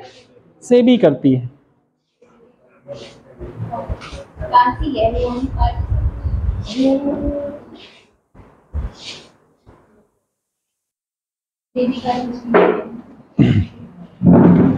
प्राइमरी मार्केट एक्चुअली में पूंजी मार्केट हो गया। प्राइमरी मार्केट वो मार्केट है जहां पे पहली बार जब कोई कंपनी अपना शेयर इशू करती है मार्केट में, जैसे आईपीओ कहते हैं, initial public offering. Initial public, जब आप पहली बार मार्केट में रजिस्टर करते हैं, स्टॉक मार्केट में या सेकेंडरी मार्केट में लोन लेने के लिए, तो जब पहली बार अपना शेयर इशू करेंगे, डिविडेंड कुछ, आईपीओ कहते हैं उसका, फर्स्ट इशुएंस। कई बार आप सुनते हो इस कंपनी का आईपीओ जारी होने वाला है। जैसे अभी जनवरी में हंगामा जब हुआ था, अदानी का आईपीओ जारी होने वाला था, उसी समय कई फाइनेंशियल इश्यूज क्रिएट किए गए थे। ठीक है, तो आईपीओ जब पहली बार मार्केट में जब कंपनी अपनी आईपीओ जारी करती है, तो वो कहां पे जारी करेगी? वो मार्केट प्राइमरी मार्केट होगा। और सेकेंडरी मार्केट वो मार्केट होगा जब आप लोगों ने खरीद लिया आईपीओ, अब आपस में बेच लेन देन कर रहे हैं। ठीक है, जो बायर थे खरीद तो लिए, अब आपस में सेलर बायर आपस में खरीद रहे हैं। अब जो इनिशियल ऑफरिंग थी उसके अलावा अब सेकेंडरी हो गया ना, हमने कुछ खरीद लिया था आईपीओ, अब हम जब बेचेंगे खरीदेंगे शेयर, तो वो क्या हो गया? सेकेंडरी।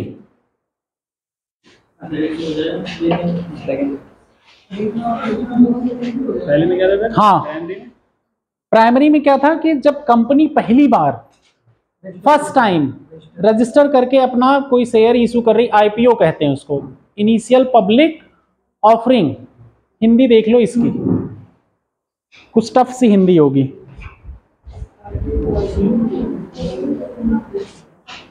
आईपीओ देखो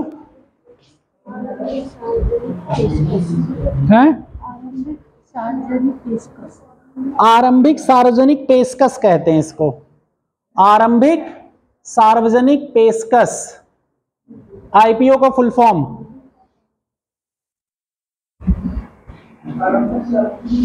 पेशकश, पेशकश पता है ना?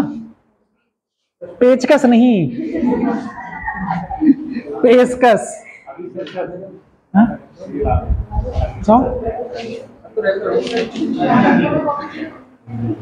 टेस्ट भी नहीं दिए थे तुम? हमारी 20 तक की क्लास है।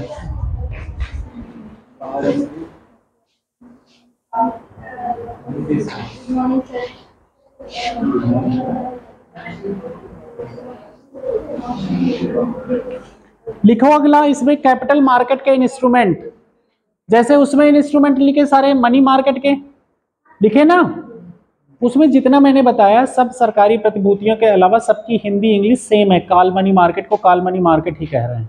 ठीक है, नहीं, अब हम जो लिखेंगे कैपिटल मार्केट के इंस्ट्रूमेंट, प्राइमरी सेकेंडरी हो गया, दो पार्ट में वो डिवाइड है कैपिटल मार्केट। अब लेकिन लिखेंगे इसके यंत्र, कैसे, किस यंत्रों से हम लोन लेते हैं। जैसे उसमें लोन लेते थे किसके, कॉमर्शियल पेपर हो गया, ट्रेजरी बिल हो गया, इन सब के तहत, वैसे ही अब कैपिटल मार्केट में कौन से यंत्र यूज करेंगे, कौन से टूल यूज करेंगे, कैपिटल मार्केट के इंस्ट्रूमेंट्स। अब पहला लिखो शेयर, शेयर क्या, प्राइमरी सेकेंडरी नहीं है अब, और टोटल कैपिटल मार्केट के इंस्ट्रूमेंट है। पहला लिखोगे शेयर। सेबी के काम धाम थोड़ा बहुत किताबों से भी पढ़ लेना।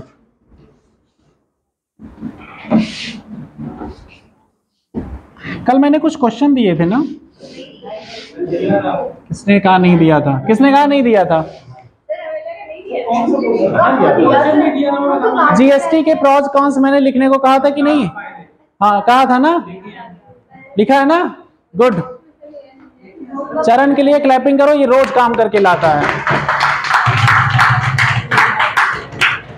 और कुछ लोग ऐसे हैं जो कभी काम करके नहीं लाते, उनके लिए कहो सेम सेम है। उनके लिए ताली क्यों बजेगी?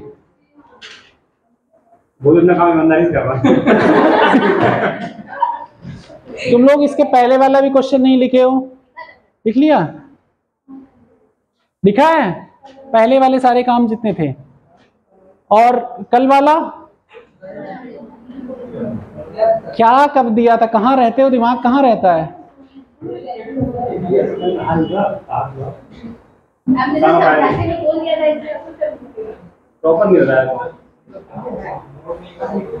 अब हम क्या करें? नोट नहीं किया हमने, इतनी बार बोला था कि नहीं? मैंने नहीं ध्यान है तुम्हें? अच्छा कल नहीं आए थे, बोला था ना मैंने, लिखा है ना तुमने? बताओ तुम लोग घर पे जाके होमवर्क भी नहीं करते, बड़े होके भी होमवर्क नहीं कर रहे हो। शादी ब्याह हुआ होते थे, एक बच्चे होते उनको भी होमवर्क नहीं कराते। आज से अगर 30-40 साल पहले होते तुम लोगों की शादियां हो गई होती ना? 40 साल पहले अगर जन्म नहीं हुआ होता तुम लोगों का,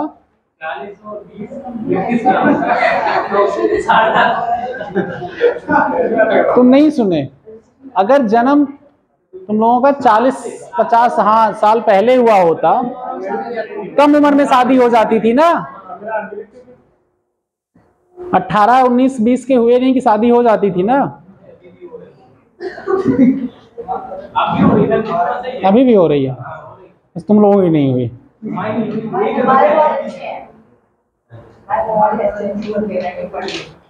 अच्छा तो बताओ बच्चों को कैसे होमवर्क कराते तुम लोग जब खुद ही नहीं कर रहे हो?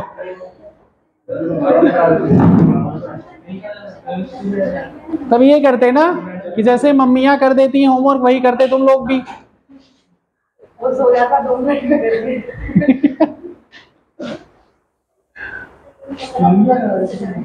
लिखो शेयर्स। शेयर्स एक्चुअली में क्या है?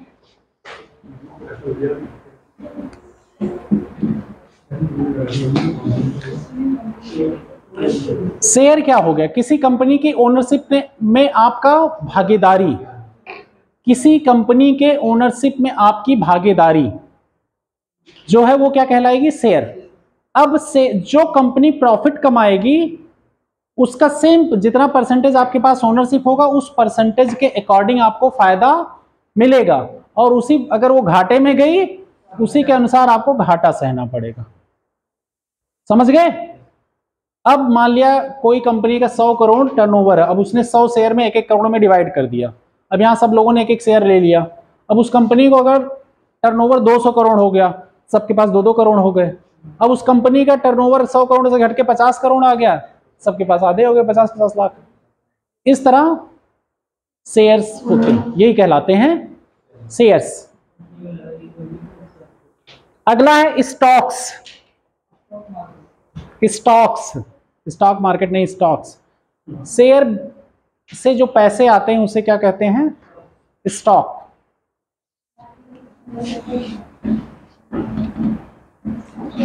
हिंदी में भी स्टॉक को स्टॉक ही कहते हैं, शेयर को शेयर ही कहते हैं।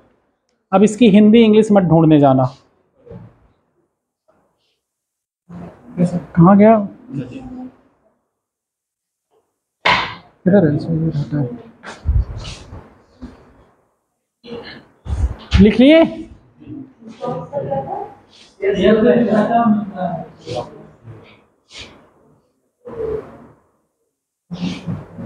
शेयर को बेचने से जो पैसा मिलता कॉर्पोरेशन रेज करती हैं वो क्या कहलाएगा? स्टॉक। अगला लिखो डिबेंचर। डिबेंचर्स।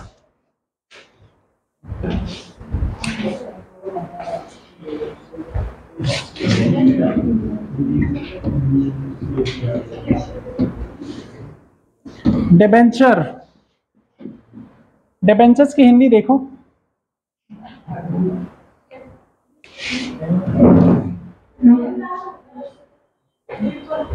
क्या है? नहीं समझ आया बेटा, क्या वो लिखा है? ऋण, ऋण पत्र। डिबेंचर लिख लो। क्या है? ऋण पत्र है, लिख लो। ऋण पत्र, नियम पत्र, जो लिखना हो लिख लो।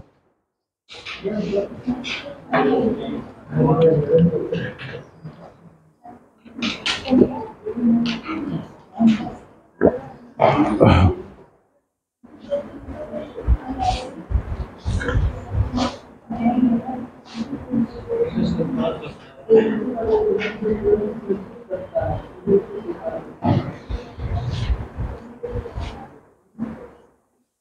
को हिंदी इंग्लिश में दिक्कत आ रही है अभी आज?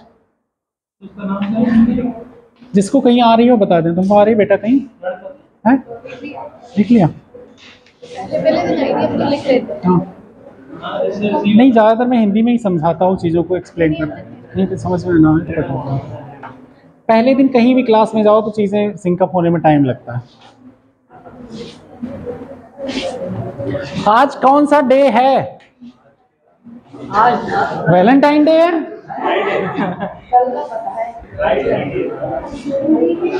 कल का कौन सा दिन था? क्यों मनाया जाता है हिंदी दिवस?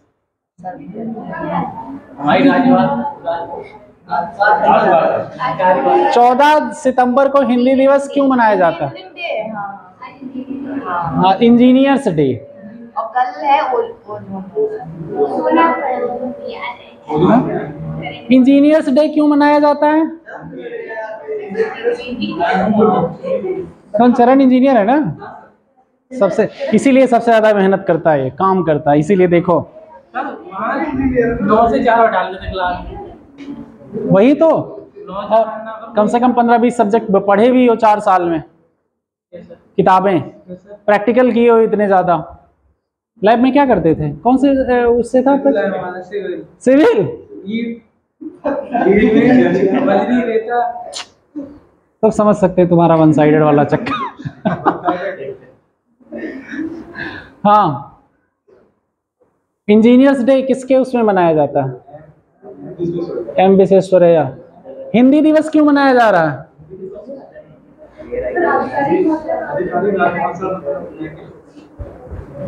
कब? 14 सितंबर को ना। सरकारी भाषा। अपनी नेशनल लैंग्वेज क्या है? नेशनल लैंग्वेज क्या है?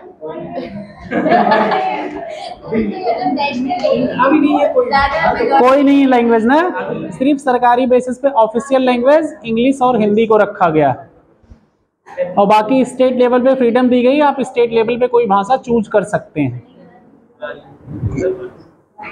बताओ कितने इंजीनियर हैं यहाँ पे इस क्लास में? एक ही है बस।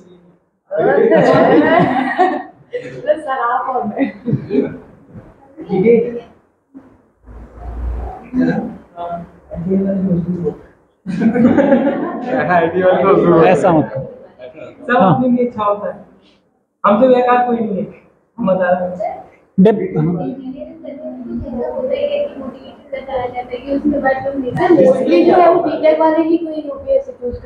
उनको कुछ भी करने की आदत पड़ जाती है, कुछ भी कह दो हर फील्ड में। वो कुछ भी कर सकते हैं। सर जैसे मेरी बुआ है, वो इंफोसिस में बीटेक करके इंजीनियर में अच्छी खासी सैलरी पैकेज था, फिर भी उन्होंने छोड़ा, उनको बहुत टाइम भी लगा, 7-8 साल, मतलब उन्होंने बहुत फेस किए। अब जाके वो पहले उनका एसयू में सिलेक्शन हुआ और अब वो नायाब तहसील अब तो ठीक है, अदरवाइज कोई बात नहीं, एज भी उनकी काफी, एज फैक्टर बहुत हो गई है उनकी। कोई बात नहीं, चलता है वो सब। राज का स्ट्रगल करने की आदत होती है। हाँ, उनको सेंस, एक तो इमोशनल सेंसिटिव कम हो जाते हैं वो, उनको मतलब वर्डों का खेलते रहो कुछ करो उनको फर्क ही नहीं पड़ता, मतलब बहुत ज्यादा वो थोड़े मतलब बीटेक तक कर लेते हैं।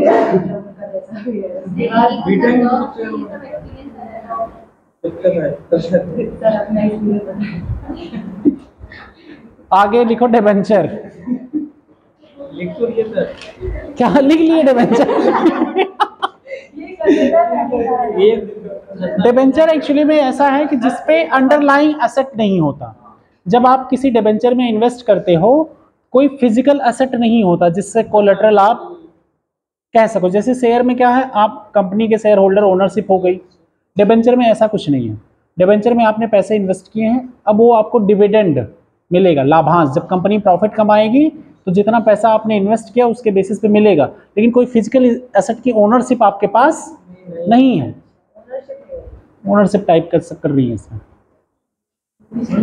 कोई अंडरलाइंग फिजिकल एसेट नहीं रहेगा। कोलेटरल,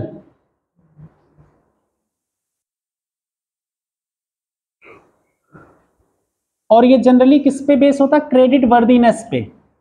जैसे डिबेंचर, आप किसी से उधार लेने गए, वो आपको उधार दिया, आपकी कंपनी में इन्वेस्ट किए हैं डिबेंचर के थ्रू, तो हम आपकी क्रेडिट वर्दी है हमारे पास, उसी के बेसिस पे हमने पैसे इन्वेस्ट किए हैं।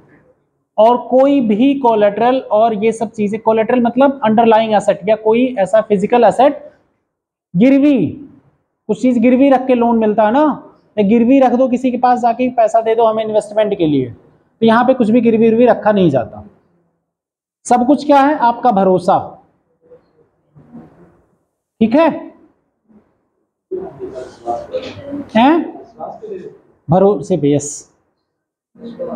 एंजल इन्वेस्टर्स वगैरह जो होते हैं, सॉफ्ट लोन ऐसे ही तो मिलता है, रेपुटेशन पे होता है, क्रेडिट वर्दीनेस और रेपुटेशन पे इशू होता है। कारपोरेशन और गवर्नमेंट दोनों इस टाइप का बॉन्ड इशू करती है मार्केट में। गवर्नमेंट दोनों इस टाइप का बॉन्ड मार्केट में इशू करती है।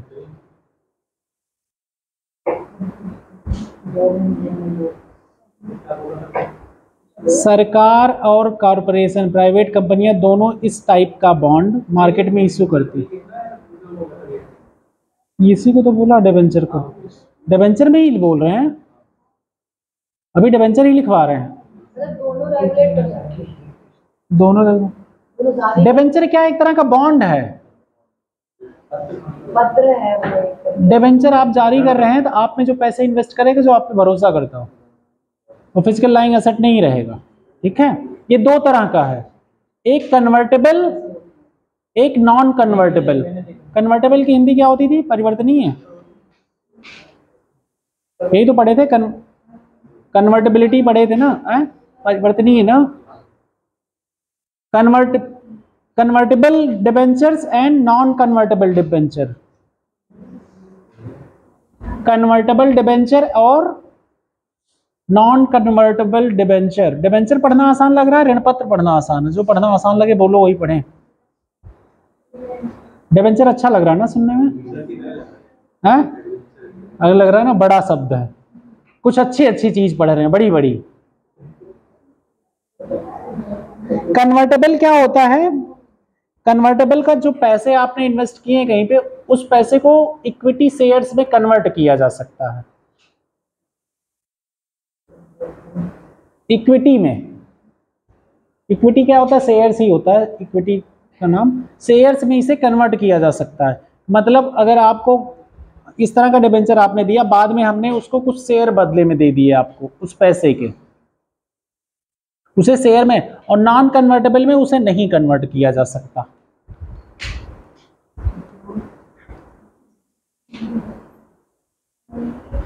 उस बॉन्ड्स को कुछ समय बाद किसमें? सिक्योरिटी या शेयर्स में कन्वर्ट किया जा सकता है, वो कन्वर्टेबल हो गया। जिसे नहीं कन्वर्ट कर सकते उसे नॉन कन्वर्टेबल डिबेंचर कहते हैं। जो लोन हम ले रहे हैं, हाँ, उसी की बात हो रही है। लोन जो ले रहे हैं उसी के अलग अलग ये टर्म है, कई टर्म्स एंड कंडीशन के बेसिस पे अलग अलग टर्म डिफाइन कर दिए गए। इस तरह का लोन लेंगे ऐसी कंडीशन के अंतर्गत तो इसका ये नाम होगा, तो कन्वर्टेबल हो। हाँ, इस डिबेंचर को, जो डिबेंचर बॉन्ड आपने इशू किया, उसको अगर हम शेयर्स और इक्विटी में कुछ समय बाद कन्वर्ट कर दे रहे हैं तो कन्वर्टेबल डिबेंचर हो गया। अगर नहीं कर सकते, नॉन कन्वर्टेबल, जैसा वो रहे। ये सब जितने भी इंस्ट्रूमेंट आप पढ़ रहे हो, ये है क्या? सिर्फ उधार लेने के प्रकार हैं, एक तरह से अलग अलग टर्म्स एंड कंडीशन है सबकी। इस तरह से इस रूल्स को फॉलो करोगे तो ये कहलाएगा, इस रूल्स को फॉलो करके उधार लोगे या उधार दोगे तो ये कहलाएगा। समझ गए ना? जैसे कई लोगों को आप उधार देंगे तो बहुत से टर्म्स एंड कंडीशन बनाएंगे ना, कि आप इस तरह से उधार ले तो अच्छा ये कर देते हैं। कोई अपने अच्छा दोस्त आपका, उसको उधार दोगे अलग टर्म्स एंड कंडीशन पे, कोई दूर वाला होगा उसको अलग टर्म्स एंड कंडीशन पे, जिसको आप नहीं जानते होगे उसको अलग टर्म्स एंड कंडीशन पे, अपने भाई को उधार दोगे तो अलग टर्म्स एंड कंडीशन पे। बेटे को दोगे तो एंजल इन्वेस्टर कहलाओगे, वहां कुछ टर्म्स एंड कंडीशन नहीं रखोगे। हाँ, लेकिन समाज चेंज हो रहा है। हेल्प कर भाई का छोड़ो, हस्बैंड वाइफ में भी डिवेंचर होता है। हाँ? अरे तो एक्सपीरियंस नहीं है, अब तुम यूपीएससी की तैयारी कर रहे हो, तुम्हें पूरे समाज की नॉलेज होनी चाहिए ना, क्या घट रही है समाज में। अरे ऐसे देखा जाए इंडिविजुअल लाइफ सबकी अपनी लाइफ है ना, प्रोफेशनल लाइफ थोड़ी है। हस्बैंड वाइफ साथ में है तो प्रोफेशनल लाइफ वो कर रहे हैं, उनकी अलग जॉब, उनकी अलग जॉब, वो अपना देखें, वो अपना देखें।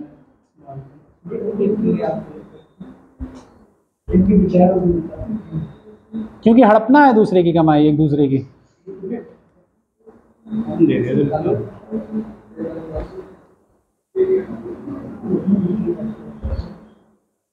बॉन्ड के बारे में हमने आपको बता दिया। बॉन्ड एक्चुअली, अगला लिख लो बॉन्ड। बॉन्ड के बारे में बताया, एक पेपर इशू होता है, वो एक प्रॉमिसरी नोट होता है। लेकिन इस बॉन्ड में अधिकतर क्या होता है कि फिजिकल असेट, मतलब कोई न कोई चीज कोलेटरल में होती है। फिजिकल असेट मतलब समझ रहे हैं, भौतिक परिसंपत्तियां। भौतिक परिसंपत्तियां, परिसंपत्ति होती है कोई, जैसे ये आपका चेयर टेबल आपकी क्या कहलाएगी, अगर आपकी ओनरशिप है तो आपकी परिसंपत्ति कहलाएगी। ये मकान अगर आपका है तो आपकी परिसंपत्ति कहलाएगी।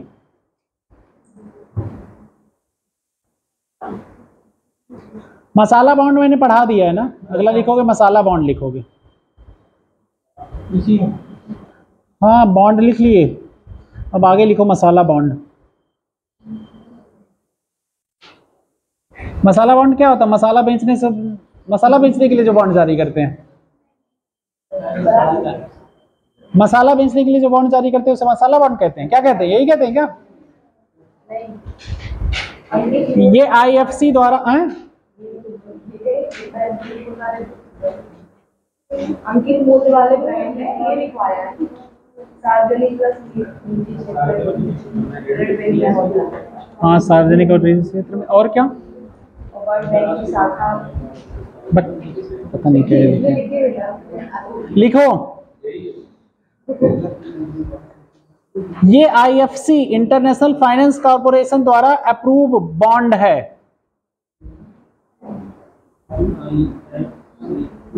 आईएफसी इंटरनेशनल फाइनेंशियल कॉर्पोरेशन किसका अंग है? किसका अंग है आईएफसी? यस। बाकी लोग बोल का ही नहीं रहे हो दादा लोग। अब लिखा उसकी नहीं आएगा, उसी के अंदर नहीं आएगा, इसीलिए सुना करो जब पढ़ाते हैं। आईएफसी द्वारा इंडियन कल्चर और कुजीन को प्रमोट करने के लिए मसाला बॉन्ड जारी किया गया। ठीक है, ये आईएफसी ने अप्रूव किया। लेकिन मसाला बॉन्ड क्या होता है? विदेशी मार्केट में यहाँ की सार्वजनिक क्षेत्र की या प्राइवेट क्षेत्र की, निजी क्षेत्र की कंपनियां जब विदेशी मार्केट में जाके बॉन्ड जारी करती हैं और वो बॉन्ड बेचती हैं सिर्फ इंडियन रुपीज में। मतलब हम गए, लंदन मार्केट है secondary market, capital market, US secondary capital market है, वहाँ पे हम गए अपना बॉन्ड जारी किए। हमारी यहाँ बहुत बड़ी कंपनी है, मान लिया रिलायंस है यहाँ की, वहाँ गई बॉन्ड जारी करती है, तो वो वहाँ जो बॉन्ड जारी करेगी लोगों से डॉलर या पाउंड नहीं लेगी, क्या लेगी? रुपीज लेगी, रुपए में लेन देन करेगी उस बॉन्ड का। और जब बॉन्ड की अवधि मियाद उसकी पूरी हो जाएगी तो पैसे भी वापस रुपए में करेगी। ये क्या कहलाएगा? ये बॉन्ड जो जारी हुआ है मसाला बॉन्ड। फायदा होगा, एक्सचेंज रेट का फर्क नहीं पड़ेगा। एक्सचेंज रेट का जो मार्केट का फ्लो होता है ऊपर नीचे, उसका असर इस पे नहीं पड़ेगा। दूसरा, आपका कल्चरल, आपके रुपए की वैल्यू बढ़ेगी, लोग रुपए में लेन देन करना पसंद करेंगे।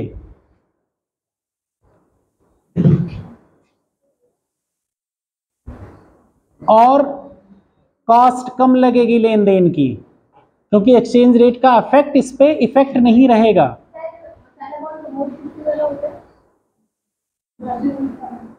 भारतीय संस्थान करते हैं प्रमोट, और आईएफसी ने इसको अप्रूव किया। आईएफसी प्रमोट कर रहा है, प्रमोट और अप्रूव कर चुका आईएफसी, इंडियन फाइनेंशियल कॉर्पोरेशन।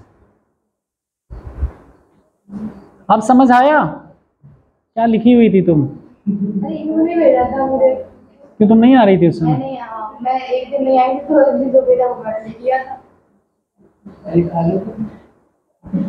अच्छा, जो पढ़ाते हैं वो नहीं सुनते, तुम लोग कुछ और नोट्स में लिख ले रहे हो। सर आप मतलब बहुत जल्दी बोल देते हैं, तो उसी लाइन से तो पहली बार गाया मुझे। कब मैंने इतना एग्जांपल देके तो बोला यार। अच्छा ठीक है, जब नहीं आता है जब तो पूछ लिया करो ना। एग्जांपल आगे कि उसको वर्ड्स में कैसे लिखना है, वो तुम्हारे पास फोन है ना अच्छे से, वैसे तो चलो। अब जब समझ में आ गया तो अपने शब्दों में पिरो इसे। तो फोन है तो सर का पढ़ाना के दिखा फोन अरे तो समझ सबसे लो, लिख से लो, दोनों काम हो जाएंगे। सर आप समझ के साथ फोन के हो जाएंगे। लिखो। अच्छा, मसाला बॉन्ड इंडियन एंटिटीज द्वारा, इंडियन कंपनी, प्राइवेट कंपनी या गवर्नमेंट कंपनियों द्वारा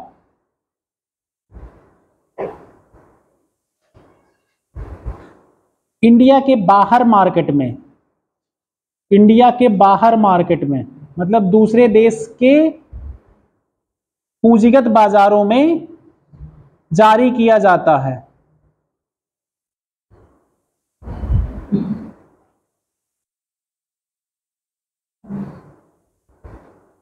और इस बॉन्ड में लेन देन इंडियन रुपए में होता है। इंडियन रुपीज में क्या होता है? भारतीय रुपए में इसका लेन देन होता है। ठीक है, लेन देन भारतीय रुपए में होता है। मतलब आप इसको खरीदेंगे तो भारतीय रुपया देना पड़ेगा, बेचा जाएगा तब भी भारतीय रुपया वापस मिलेगा। ठीक है।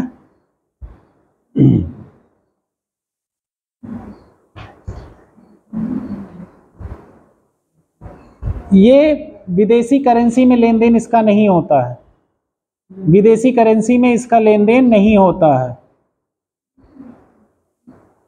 अब इसके फायदे नुकसान तुम लोग खोज के लाना। बता तो दिए थे कुछ, अभी अभी बताए थे ना हमने। हाँ बस बस बस बस चुप रहो। इसके फायदे नुकसान तुम लोगों को खोजने हैं। क्यों मसाला बॉन्ड लाने की जरूरत क्या थी और इससे फायदा क्या हो रहा हमारी इकॉनमी को, या लोग इसमें लोन लेना क्यों प्रेफर करें। क्वेश्चन लिख लो तीनों, और तीनों के जवाब हम पूछेंगे। मसाला बॉन्ड की जरूरत क्यों पड़ी और इसको जारी करके लोगों को फायदा क्या होगा। अदर बॉन्ड थे तो इस बॉन्ड को लाने की जरूरत क्यों पड़ी। और आईएफसी वाला पॉइंट लिख ही लिए थे पहले कि आईएफसी द्वारा अप्रूव है।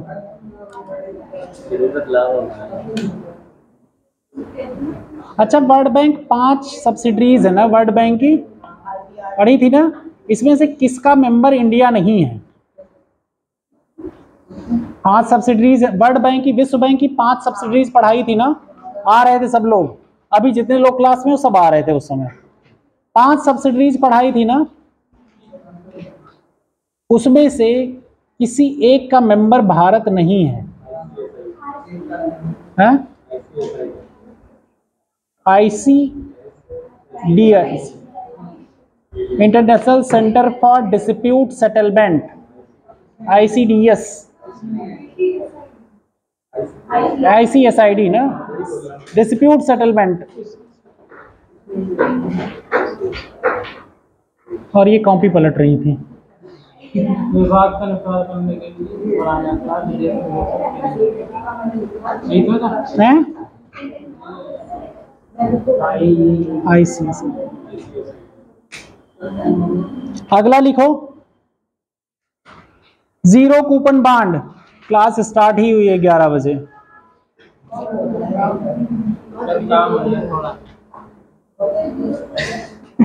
अब लिखो, ये भी बहुत जरूरी काम है। ये काम नहीं है क्या? इसी से जिंदगी संवरेगी तुम लोगों की। जीरो कूपन बॉन्ड्स लिखो, जीरो कूपन बॉन्ड।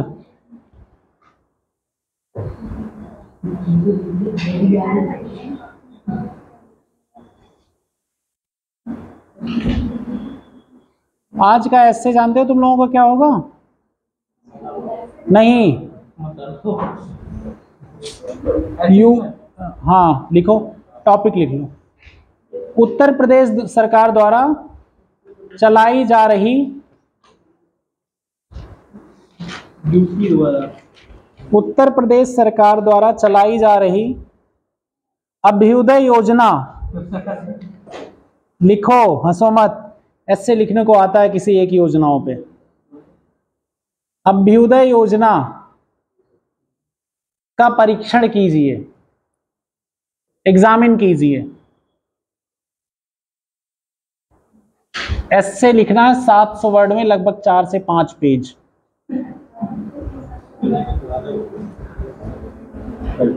चलाई जा रही अभ्युदय योजना का परीक्षण कीजिए।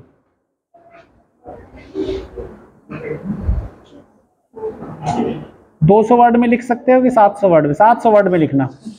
इसमें ये भी देना क्या क्या सजेशन होने चाहिए, कैसे इंप्रूव होगा और क्या क्या। अब ये योजना भी पढ़ना पहले, योजना किस लिए चलाई गई है, इससे क्या क्या फायदे होंगे, क्या नुकसान होगा, और कौन से लोग, कौन से वर्गों को फायदा हो रहा है। इतना डाइवर्सिफाई चीजें लिखना। 700 वर्ड बता तो दिया, इतना खोल तो दिया डायमेंशंस। उसके बाद सजेशन क्या होंगे, कैसे और चीजें इंप्रूव की जा सकती हैं बाकी जगह। यस, क्या हुआ, लिख सकते हो ना सब लोग? कल इससे लिख के लाना सब लोग। हैं? कोशिश तो कर सकते हैं। बस कोशिश करोगे तो अपने आप शब्द आते हैं, सामने आने लगते हैं। कोड बताया, कोर्स तो हर तरह के कोर्स, कोड डालते हैं। कोड कौन सा?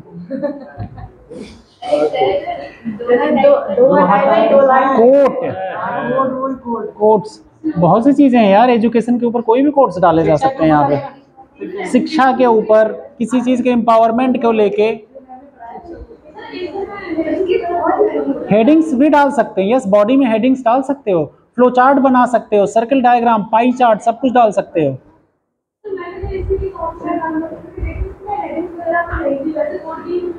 एस, वो दोनों तरह से ऐसे लिखे जाते हैं। हेडिंग्स आप डालिए, आपको अच्छा लगता है, नहीं मन कर रहा मत डालिए। हेडिंग्स डालिए तो अच्छा लगेगा, फिगर्स बनाइए तो अच्छा लगेगा। चीज़ों को किस वे में आप बेटर वे में रिप्रेजेंटेशन दे रहे हैं, क्या हो जाएगा? क्वेश्चन आंसर के फॉर्म में कैसे? 700 वर्ड आप लिखोगे बॉडी के फॉर्म में, उसके एक एक पॉइंट को एक्सप्लेन करोगे। ऐसी कोई बुराई नहीं है हेडिंग्स डालने में। आप किस तरह, जैसे वो अगर उन्होंने पैराग्राफ राइटिंग की होगी ना, तो एक एक पैराग्राफ में एक एक टर्म कनेक्ट होते हैं। कभी भी एक पैराग्राफ में एक ही एस्पेक्ट कवर होना चाहिए, दूसरे पैराग्राफ में दूसरा, आपस में एक दूसरे का लिंकअप होना चाहिए। जैसे पढ़ने में एक वर्ड, एक सेंटेंस के बाद दूसरा सेंटेंस आए, वो पता चले। ऐसा ना हो कि एक सेंटेंस ईर घाट का, दूसरा मीर घाट का है, कोई लिंक ही नहीं है। इस तरह की चीजों से बचने का प्रयास करिए, समझे?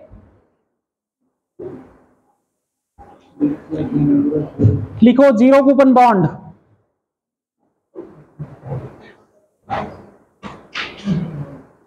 जीरो कूपन बॉन्ड एक्चुअली में सेम जैसे ट्रेजरी बिल था, ये भी डिस्काउंट रेट पे ही इशू होता है, ठीक है? लेकिन ये बहुत ज्यादा डिस्काउंट पे इशू होता है। वो लगभग 80-90 वाला चक्कर था, यहाँ लगभग 50-40 तक चला जाता है। 50-40 बहुत डीप डिस्काउंट पे इशू किया जाता है। यहाँ इंटरेस्ट रेट पेमेंट नहीं होता, यहाँ क्या होता है, डिस्काउंट पे होगा और उसके बाद फेस वैल्यू आपको वापस मिलेगी। बहुत ज़्यादा डिस्काउंट पे जब बॉन्ड जारी किया जाएगा तो उसे क्या कहेंगे? Zero coupon bond. इसमें कोई इंटरेस्ट रेट नहीं होता।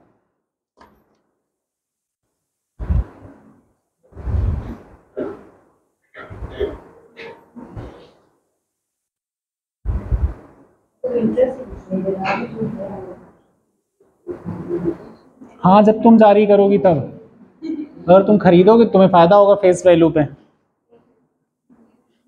फुल फेस वैल्यू पे ये रिडीम हो जाएगा। हैं? बेचोगे तब, जब आप बेचोगे तो आपको पूरी वैल्यू मिलेगी जो फेस वैल्यू उस पे होगी। एज ए ट्रेजरी बिल जैसा ही है ना, कुछ लिंक कर रहा है। ट्रेजरी बिल में सिर्फ कम डिस्काउंट पे होता है और ये बहुत ज्यादा डिस्काउंट पे बेचा जाता है, यही अंतर है। अगला लिखो डेरिवेटिव्स। क्या हुआ, थक गए सब लोग? इतना तो हंसे बोले हो तुम लोग बीच बीच में आज, क्या क्या कहानियां सब बताए हो क्लास वगैरह की। डेरिवेटिव्स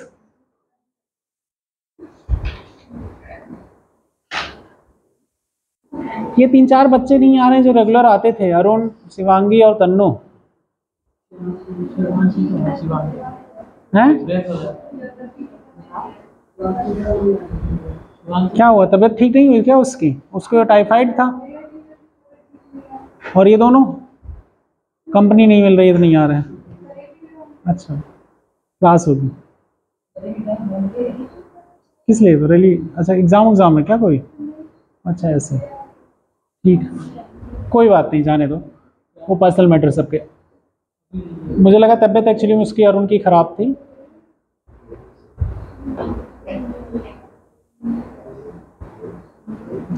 डेरिवेटिव्स क्या होते हैं? लिखो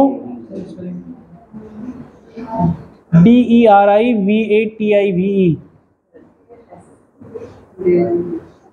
एस लिख देना आगे। डेरिवेटिव, डेरिवेटिव्स प्लूरल बना देना।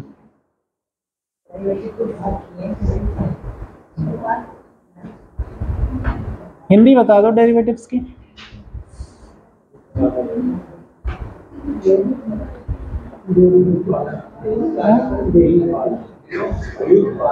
विलोम नहीं डेरिवेटिव्स का दादा,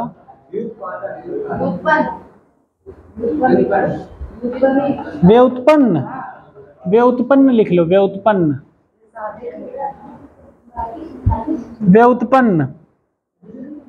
डेरिवेटिव्स वो होते हैं जिनकी वैल्यू किसी अंडरलाइंग असेट पे डिपेंड करती है। अंडरलाइंग असेट मतलब समझ रहे हो? आपकी वैल्यू, जैसे आप किस घर से आ रहे हैं, आपकी वैल्यू का एक कैसे सोसाइटी में मानी जाती है? आपके घर का बैकग्राउंड जैसा हो।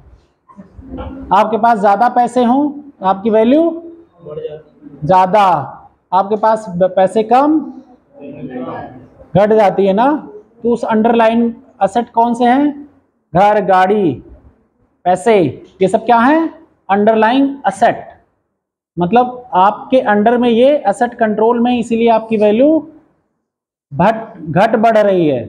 ज्यादा है तो बढ़ गई वैल्यू और कम है तो घट गई वैल्यू। आप क्या हो गए? डेरिवेटिव्स। आप अपने आप को डेरिवेटिव मानिए। आपके अंदर जो आप कंट्रोल में है सामान, आपके 4-5 जगह, ये देखो कहाँ सोच रहा, अभी फिर कहेगा मैंने क्या बताया।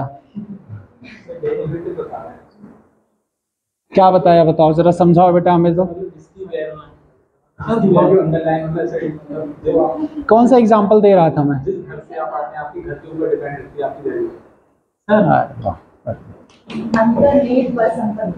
अंतर्निहित पर संपत्ति पर निर्भर करती। क्या माइंड मत करना।